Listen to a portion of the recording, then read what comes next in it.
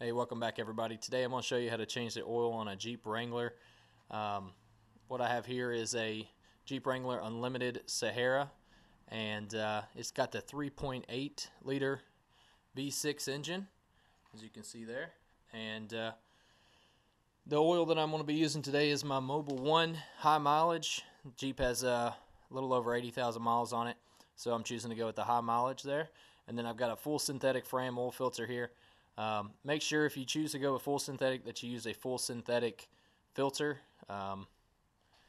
Other than that, a few things you're going to need to get started. You're going to need a 13mm wrench or socket, and you're also going to need, you might need a pair of pliers to remove the oil fill cap there. Sometimes it can be a little tough.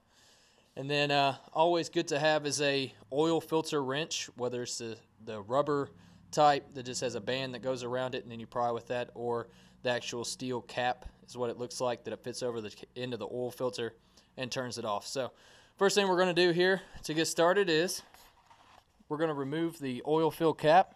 Like I said, mine's pretty tight. I'm going to get a wrench and pry that off. Alright everyone, now I've got my pliers here. What I'm going to do is I'm going to use them to loosen the oil cap located on the passenger side of the engine. And it doesn't take much, just a quarter of a turn there.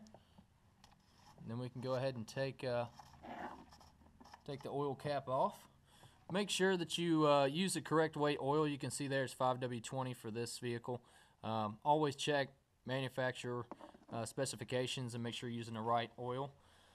Alright, next what we're going to do is I'm going to move my oil catch pan. You can see it there. I'm going to move it underneath the oil pan itself. If you're having trouble finding it, it's at the very bottom of the engine on a rear-wheel drive engine, and you can see it there. This is where the oil is going to come out of. This is the actual drain plug there. Of course, it's going to come out in an arch because there's quite a bit in there. So what you want to do is you'll probably want to move this back. Good rule of thumb is have the back of the oil catch pan about even with the back of the oil pan itself, like that, because it's going to come out at a pretty good arch.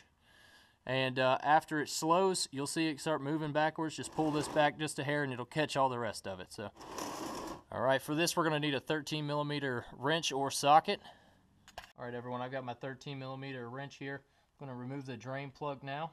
And one thing I will let you know of, you may want to use a rubber mallet when removing the drain plug, because it could be very tight. So we're going to try to do this by hand. Of course, it's pretty tight. So all I'm going to do now is just going to tap on this with the rubber mallet and get it to break free. See there? It's broke free. Alright, now we should be able to turn it by hand. Remember to have your oil catch pan in place. I'm going to remove this so you can kind of see what we're doing here.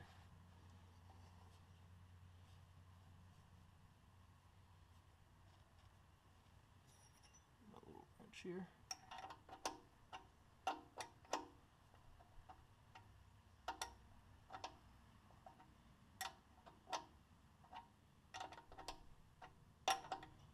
A little trick that you can use when removing the oil plug is when you get it just about all the way out, to avoid getting yourself all covered in oil and everything, is to get it going here, push onto the bolt itself while unscrewing it, and then you'll feel it when it's finally released all the threads, and then you can just pull it straight back and that'll allow the oil to come out and it won't drip all over your hands. I'm going to give it an attempt here. Alright, it's getting pretty easy now. I'm just pushing on it a little bit so make sure it's completely free.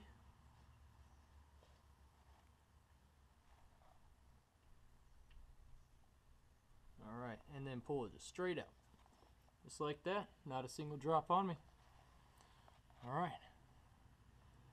What we're going to do is we're going to move this forward just a hair. Make sure it catches all that oil. Now you can just let it drain. Alright everyone, now that this is just about done draining, I'm going to go ahead and start removing the oil filter, which on a Jeep, it's towards the front of the engine on the passenger side. See it straight up right there.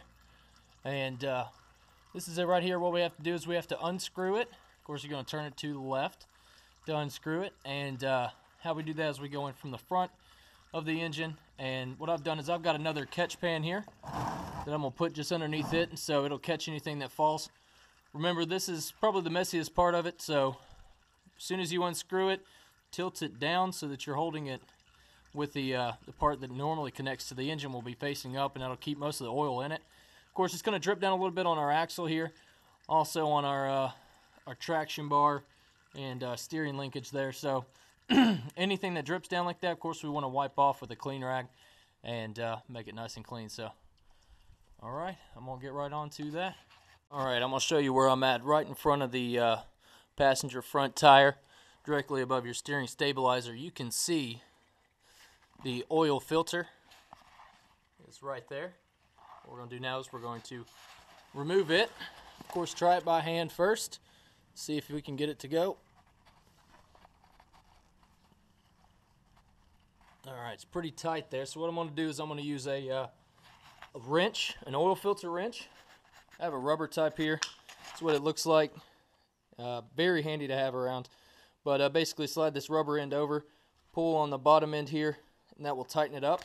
And then from there, I'll give you a little demonstration here. Pull on the bottom end with this lever up. It'll shorten that amount. Then we can use this to pry on it to get it to open up.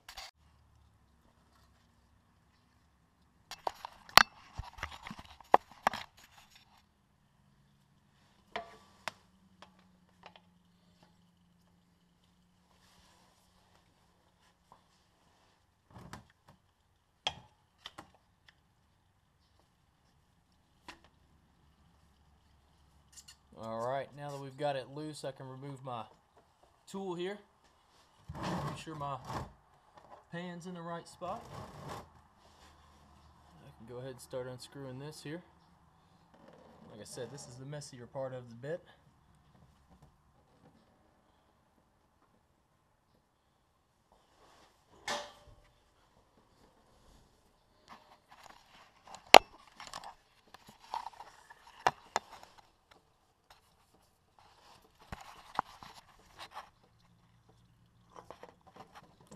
Like I said, hold it up right there so most of it stays inside. What I'll do is I'm going to set this right down on my oil filter or oil catch pan. Let it drain out a little bit. Alright, now all we have to do here is wait for that to drip a little bit. It's got a little bit left in it, and of course I'm going to wipe that down with a nice rag and then replace the rear oil drain plug. Alright, now that that is just about done draining there, it's time to put back in the drain plug itself. One thing you want to do is definitely wipe down everything, make sure it's all nice and clean before you put it on. So for instance, I'm going to wipe down the drain plug itself, make sure it's all nice and done.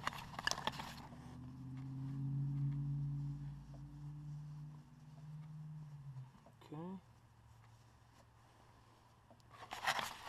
Now to replacing it right there.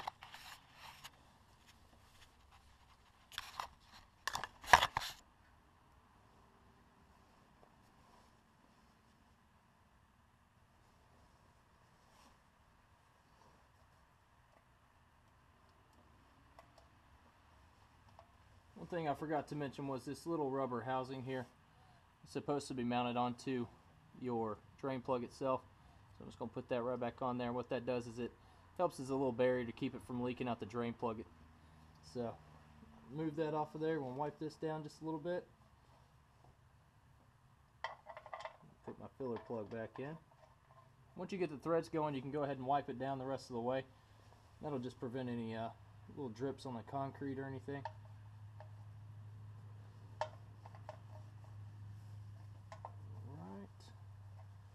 Now I can go ahead and screw this on in and tighten it up. What you want to do is you want to get it pretty tight, but you don't want to torque it to the point that you're having a strain on it. Good rule of thumb is tighten it down until it's about tough. Oh. And grab another wrench. Alright, got a new wrench there. But either way, as soon as it gets pretty tight like that, the thing you can do is you can just hold it with one hand, take your rubber mallet, and just give it a light tap or two. Make sure it's on there pretty good. Just like that. Put the final wipe down.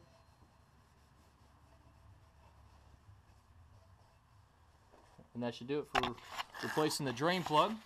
See there. Only thing left to do is, of course, clean off the oil off the axle, put in the new oil filter, and fill it full of oil.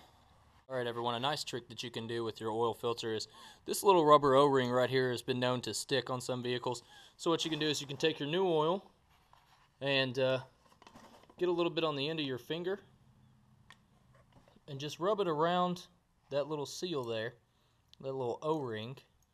And what it'll do is it'll help it from sticking to your engine block, because of course your engine gets pretty warm, but just that little bit right there will help dramatically. Another thing you might want to do, since there's no oil inside of that, to save your engine some trouble of having to pump oil into it and everything, is pour it about halfway full of oil. And of course you may lose a little bit when you start screwing it on, but it'll actually help moisten it on the inside and not have to worry about getting air and all that out of it once it starts pumping oil into it from the engine.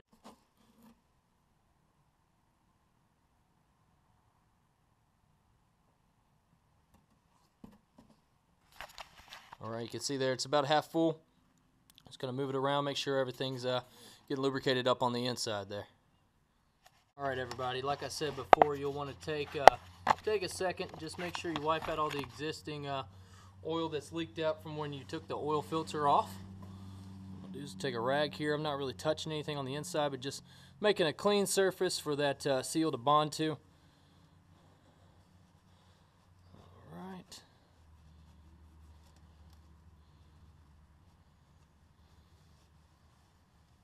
Of course, before I put this on any hard to reach places, I'm going to try to wipe the oil off of that has dripped down.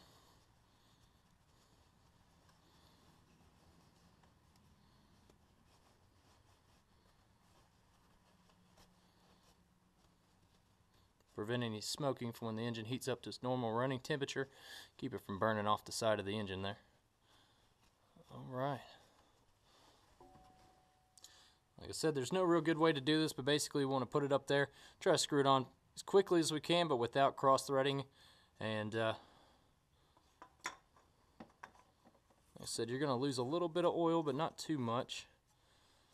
What you want to do with this is you want to get this hand tight about as hard as you can, because you don't want any oil leaking out from around that, since it'll be pressurized.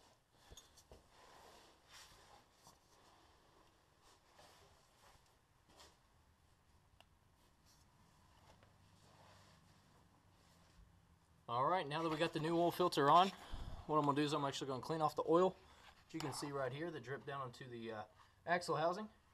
And then we're ready to put oil.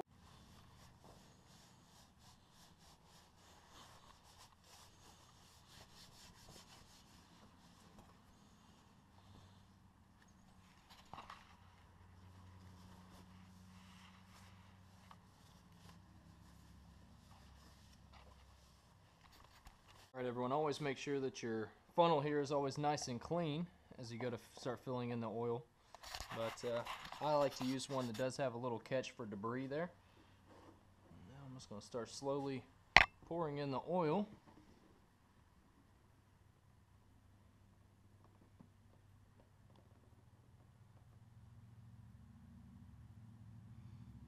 Always check your manufacturer's recommendation on the amount of oil to use.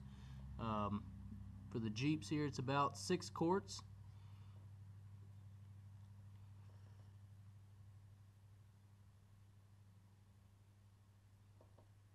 And I'll check back when I'm finished pouring it in.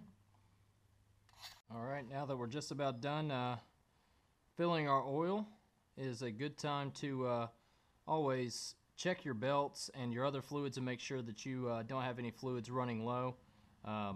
Consult with your owner's manual on where to find those fluids and what proper levels should be. But of course you want to let this drain out as much as you can stand to let it drain out, and then from there what we'll do is we'll put the cap back on, give it about 5 or 10 minutes for all the oil to settle, and then we'll check the oil, make sure all the levels are correct, and pour more in if we need to. But other than that, I put 6 quarts in here, and it should be about ready to go. And there you have it. How to change the oil on your Jeep Wrangler. Thanks for watching.